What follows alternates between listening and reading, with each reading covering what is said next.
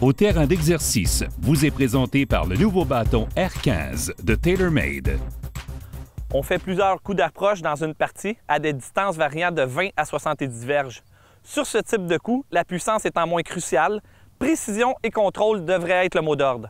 En théorie, c'est bien, mais il suffit de transformer vos ambitions en réalité.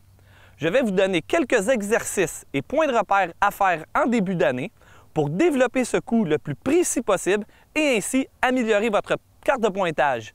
N'oubliez pas que ces points de repère me sont personnels, à vous de trouver les vôtres. Je suis installé à une distance de 25 verges de mon point de chute. Alors pour ma part, il faut que j'amène mon bâton parallèle au sol. C'est un repère qui m'aide beaucoup et qui m'enlève un certain souci de distance. Donc parallèle au sol égale 25 verges. Pour 40 verges, j'essaie de ressentir une flèche qui pointe au sol. Une flèche formée entre mon bras gauche et la tige de mon bâton. Pour 55 verges, je forme un L entre mon bras et ma tige. Mon bras est parallèle au sol. Et finalement, pour un coup de 70 verges, j'essaie de monter mes mains jusqu'à la hauteur de mon épaule, ou si vous voyez mieux, une flèche pointant vers l'arrière.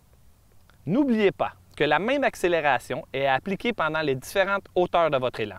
C'est la longueur de votre élan arrière qui détermine la distance que volera la balle. Avec les connaissances acquises au travers de ces exercices, vous pouvez considérer chaque coup de moins de 70 verges comme une fraction d'élan. Au lieu de deviner la force à appliquer, il vous suffit de trouver vos points de repère personnels pour ce genre de coup et de bien les ancrer en vous.